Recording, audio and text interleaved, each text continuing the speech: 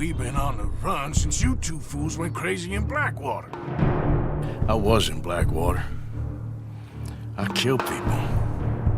And maybe I should have killed you.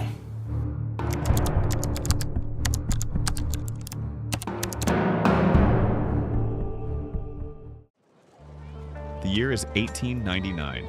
The age of the Wild West is coming to an end. Lawmen tighten their grip, industry spreads like a disease, and the idea of civilization pushes relentlessly into every untamed corner of America. For outlaws like the Von der Linde gang, time is running out. After years of escape and bloodshed, they needed one final job, one last score big enough to set them free. Their eyes turned to Blackwater. At first glance, Blackwater was just another growing port city. But to Dutch and his gang, it represented something far more dangerous. What they didn't realize was that Blackwater wouldn't become their salvation. It would become their grave.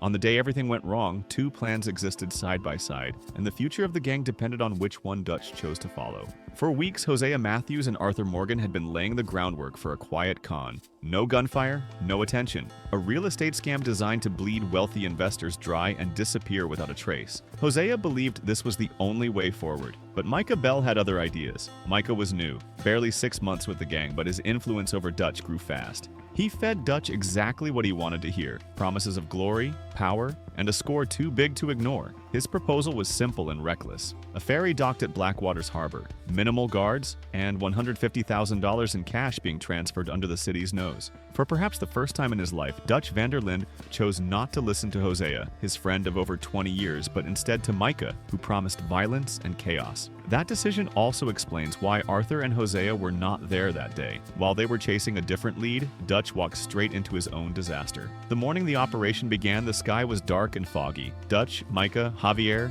John, Bill, Lenny, Sean, and the Calendar brothers boarded the ferry. They reached the safe. They took the money. For a moment, everything seemed to be going according to plan. But when the ferry doors opened, they didn't find just a handful of guards waiting for them. The Pinkerton Detective Agency, as if they had been personally invited, had already surrounded the rooftops, the streets, and the entire harbor. This was no longer a robbery. It had turned into a full-scale urban war. Later, Javier would describe that moment to Arthur in chilling detail.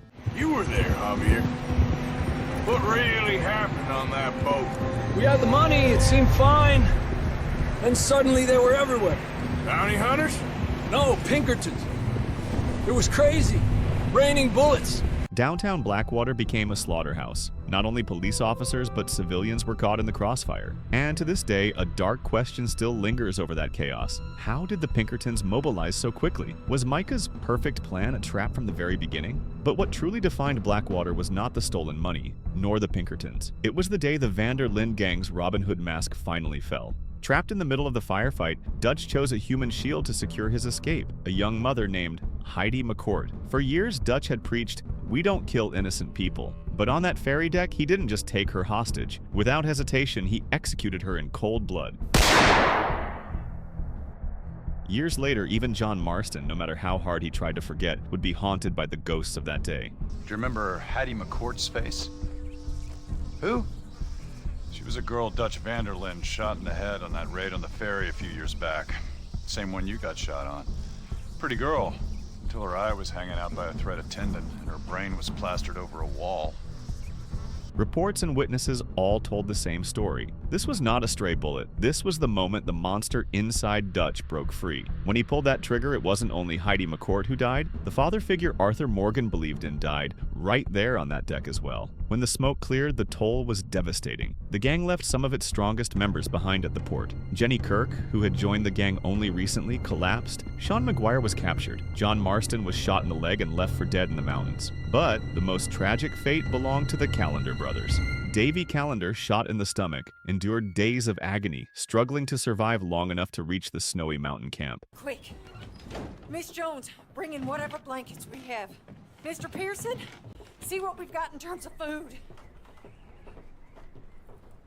Davy's dead. There was nothing more you could have done. What are we gonna do? We need supplies. His brother, Mac Calendar, was not as fortunate. They believed he had escaped. But months later, Agent Milton would calmly confess the truth directly to Arthur's face. Spare me the philosophy lesson. I've already heard it from Mac Calendar. Mac Calendar. He was pretty shot up by the time I got to him. So really, it was more of a mercy killing. Slow, but merciful.